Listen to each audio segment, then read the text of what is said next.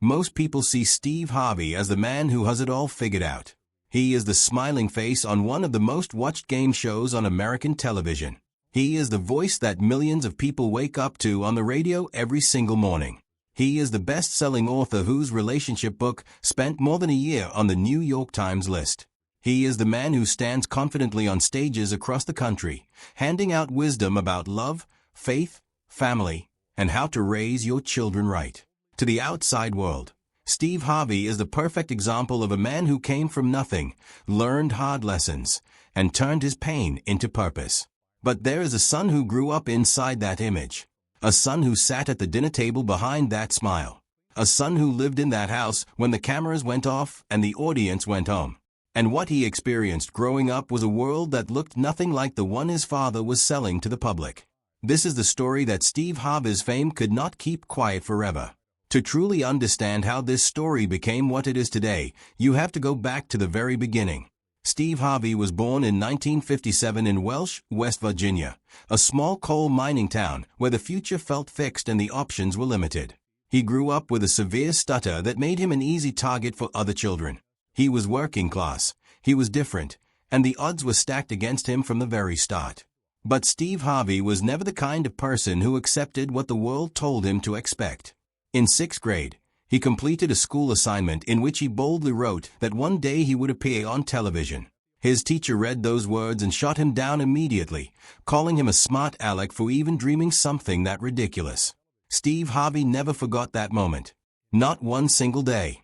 Years later, after he had conquered Hollywood and built an empire, he sent that same teacher a brand new television set every Christmas, delivered right to her door, just to remind her of exactly how wrong she had been. That story tells you everything you need to know about how Steve Harvey is wired.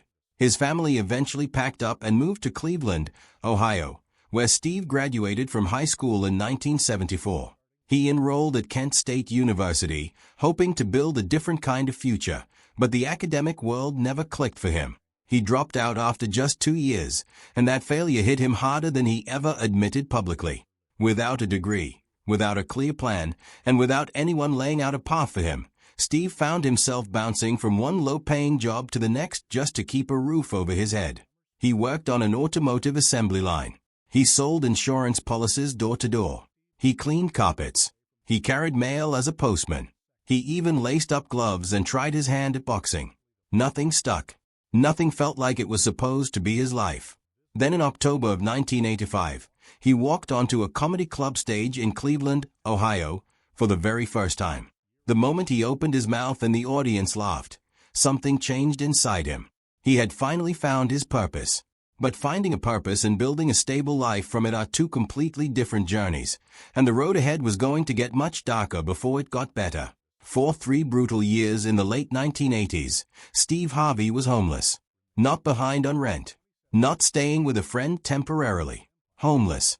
When his comedy gigs did not pay enough for a hotel room, he slept in the back of his car, night after night, city after city. He kept himself clean by sneaking into gas station bathrooms and showering at public swimming pools so that nobody in the audience could tell how desperate things really were.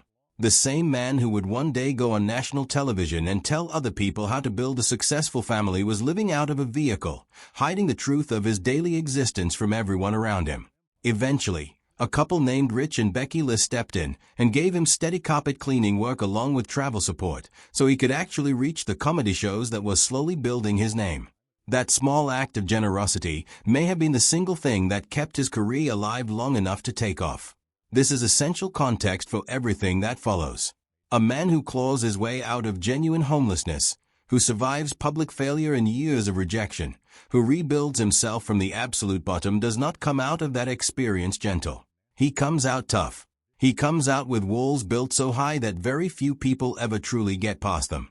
He comes out with a drive so fierce that it can bane everything around it if it is not carefully managed. And while that relentless hunger carried Steve Harvey to unimaginable heights, it also shaped the kind of father he was at home behind closed doors, and that is where this story becomes deeply painful.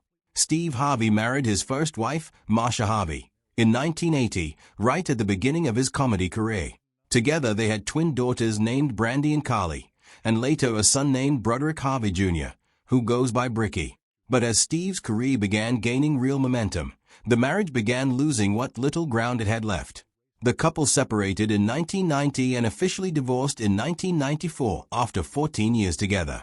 Bricky was born in April of 1991, right in the heart of that painful separation. He grew up in Cleveland, Ohio, with his mother and his older sisters while his father pursued fame in Hollywood. The distance between that little boy and his famous father was not just a number of miles on a map. It was years of silence. It was birthdays without a phone call. It was a child watching the whole country celebrate a man who was simply not there for him during the years that mattered most. When Bricky eventually appeared on his father's daytime talk show as a grown man, he said something that silenced the entire studio. He told Steve, on camera, in front of millions of watching viewers, that he did not have his father present in his life full-time until he was 16 years old. 16 years old.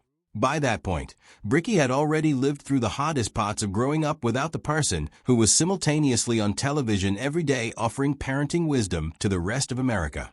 Steve sat on that stage and visibly struggled to hold himself together. He admitted openly that he has spent every year of his adult life trying to make up for the mistakes he made as a young father. It was one of the most honest moments Steve Harvey had ever allowed the public to witness. But painful as that admission was, Bricky's story was only the opening chapter of something much more disturbing. Not long after his divorce from Marsha was finalized, Steve rushed headfirst into a second marriage with Mary Shackelford in 1996. By his own public confession, it was a decision made for the wrong reasons entirely. He was lonely. He could not stand the quiet. So he committed himself to a relationship he was not truly ready for rather than sit with his own silence. The couple welcomed a son named Winton in 1997, but behind the walls of their home, the marriage was troubled almost from the very beginning. They stayed together for nearly a decade, presenting a certain image to the world while living something completely different in private. When everything finally collapsed in a bitter and heavily publicized divorce in 2005, what came next was something that Steve Harvey's public relations team was not prepared for. Mary Harvey did not go quietly. She went to the internet and launched a campaign that was impossible for the media to ignore. She released a series of videos on YouTube in which she accused Steve of repeated infidelity throughout their marriage, claiming she had discovered the first evidence of his cheating as early as their second wedding anniversary. She named Marjorie Bridges, who would later become Steve's third and current wife, as the woman who was involved while their marriage was still active. She described in detail how the divorce process had stripped her of everything she had built during their years together: her home, her social circle, her access to her son, and her sense of identity. She claimed that Steve Harvey used his team of high-powered attorneys to systematically turn Winton against her, and that she spent years fighting through a broken legal system just to be allowed any meaningful contact with her own child. Court documents painted a more complicated picture. Legal records showed that Mary had been awarded 3 of Steve's luxury properties and $40,000 per month in alimony. She eventually received a final settlement payment of nearly $2 million. Despite those figures, a judge later found her in contempt of court for violating a strict protective order by leaking sealed legal documents to media outlets, and she was sentenced to 30 days in jail as a consequence. Steve was granted sole custody of Winton after the courts determined, based on her conduct, that he was the more stable parent. But for Mary, none of the financial settlements and none of the legal outcomes addressed what she believed was the deeper truth, that her son had been taken from her not because she was unfit, but because her ex-husband was powerful enough to make that happen. Whether viewers believed her or not, the image of a mother locked out of her child's life, and a child growing up in the middle of that battle, was something that stayed with people long after the headlines moved on. But nothing in the divorce, as ugly as it became, prepared the public for what came out in 2013. Because 2013 brought a police report, and that police report nearly brought everything Steve Harvey had built crashing down around him. In 2013, law enforcement authorities received a report involving Steve Harvey's then 11-year-old son, Winton. According to official documents that were obtained and reported on at the time, the incident was triggered by something that plays out in households everywhere: a missing homework assignment.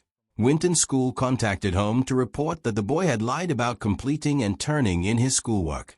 What allegedly followed was something that no parent should ever have to report to a police officer. According to the police report, Steve disciplined his son physically in a way that the child himself described in full, disturbing detail to law enforcement officers. The boy told police that his father beat him using both a leather belt and a solid wooden paddle, the kind of heavy, thick paddle historically associated with extreme hazing rituals in college fraternities. When officers examined Winton, they carefully documented every injury they observed. Their report recorded deep, visible bruising spread across the child's body. There were cuts running down his leg. And in what may be the single most heartbreaking detail contained anywhere in the entire account, the boy told police that the physical pain from the beating was so severe and so prolonged that he had difficulty urinating for several days afterward. Read that again slowly. An 11-year-old child was in so much pain from what his father did to him that a basic bodily function became difficult for days. That is not discipline. That is not a stern lesson.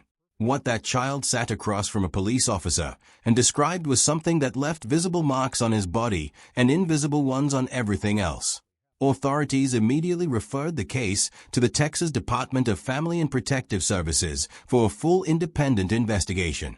State officials reviewed the evidence and the circumstances carefully. In the end, they released a formal statement indicating that based on the available evidence, the child did not appear to be in immediate danger, and the case was officially closed without criminal charges being brought forward.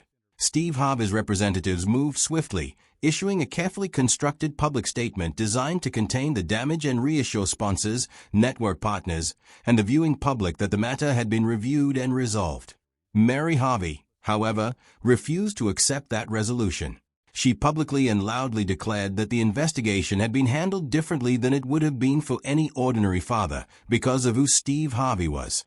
She accused those involved of protecting a celebrity's career at the direct expense of a child's safety and well-being. She continued leaking documents, pushing the story into the media, and speaking out in defiance of court orders telling her to stop.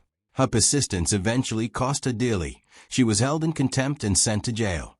But by then the photographs, the police report, and the words that an 11-year-old boy had spoken to law enforcement had already spread across the internet. They could not be taken back. And for Winton Harvey, none of what happened in those courtrooms and press cycles was an abstract news story. It was his childhood. Today, Winton Harvey lives and works in Atlanta as a professional photographer. He has built a quiet, private life that exists entirely outside the noise of his family's public drama. He does not appear on his father's programs. He does not sit for interviews about what it was like to grow up as Steve Harvey's son. He does not respond to the ongoing public debate about his parents' divorce or the 2013 police report.